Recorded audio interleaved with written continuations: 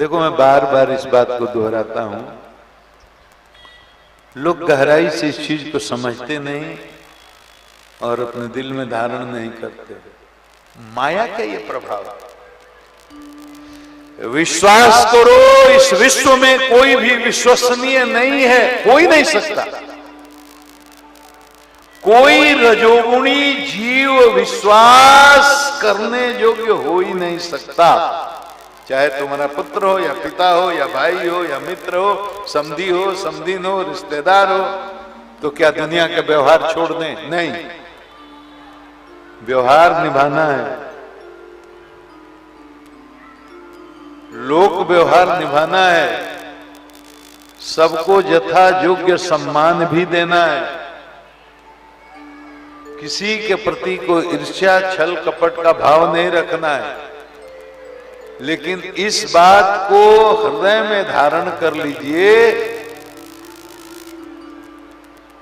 कि आत्मस्थ योगी यानी सिद्ध संत, गुरु और भगवान के अलावा कोई भी भरोसे लायक नहीं है।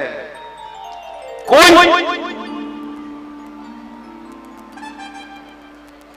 कुछ कुछ बातें माताओं को बताना जरूरी होता है ताकि जीवन में उसका उपयोग वो कर सके। युधिष्ठिर का साप है, मैं बताता हूं, पतियों को सारी बात अपनी पत्नियों को नहीं बतानी चाहिए, कुछ बातें नहीं बतानी चाहिए। एक पति पत्नी थे,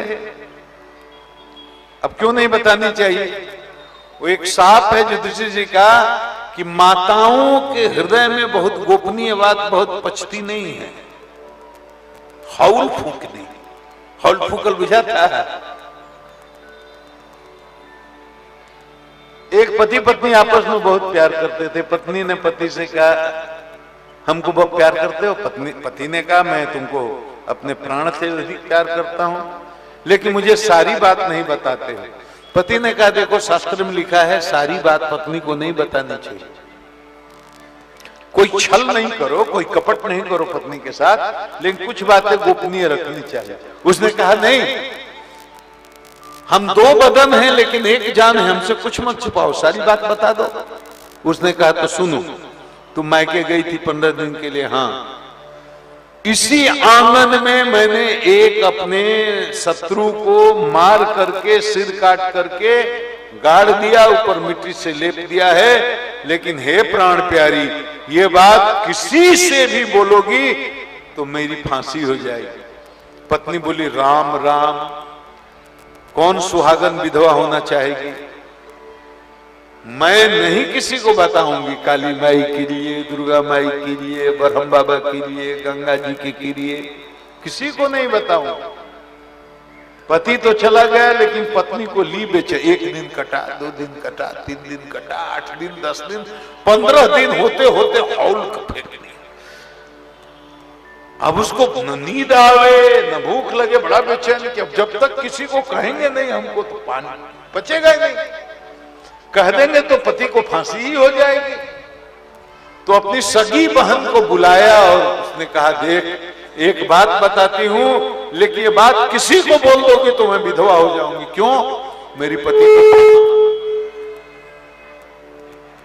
पति को फांसी हो जाए, इसलिए बात किसी को बताना नहीं। क्या हुआ? मेरे पति ने एक आदमी की गर्दन काट करके आंगन में गाड़ दिया है। अब बहन बोली कि राम राम, मैं चाहूंगी कि मेरी बहन विधवा हो जाए। काली मैया की लिया, दुर्गा माई की लिया, गंगा जी के लिया, ब्रह्म बाबा की लिया, मैं कभी किसी से नहीं बताऊंगी। लेकिन 15 दिन बीतते बीतते उसको भी बर्दाश्त नहीं। अपनी बचपन की एक सहेली को बताई कि एक बात बता रही हूं, लेकिन किसी को बताओगी तो मेरे जीजा जी को फांसी हो जाएगी। बोली कि ना ना, मैं किसी को नहीं बताऊंगी। बताओ। उसको बता दी।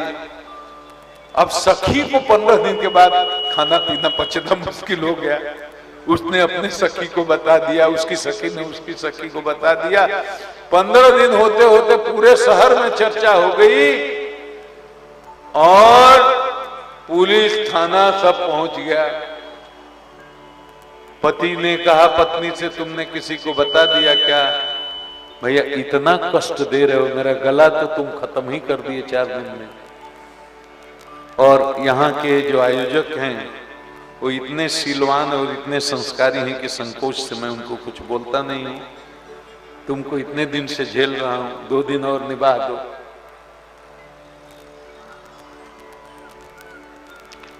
पूरे शहर में चर्चा हो गई, कोतवाल साहब पहुंच गए। पति ने पत्नी को देखा, तुमने किसी को बता दिया क्या? पत्नी कसम खाने लगी, मैं कैसे बता सकती हूँ। आंगन की खुदाई हुई तो आदमी मिला नहीं, एक बकरी मिली, उसकी गर्दन कटी हुई मिली, आदमी को काटा नहीं था उसने। अब पुलिस तो लौट गई, लेकिन पति ने कहा कि आज सचमुच किसी को मैंने काट दिया होता तो आज हमें फांसी हो जाती। इसीलिए पत्नी को सब बात नहीं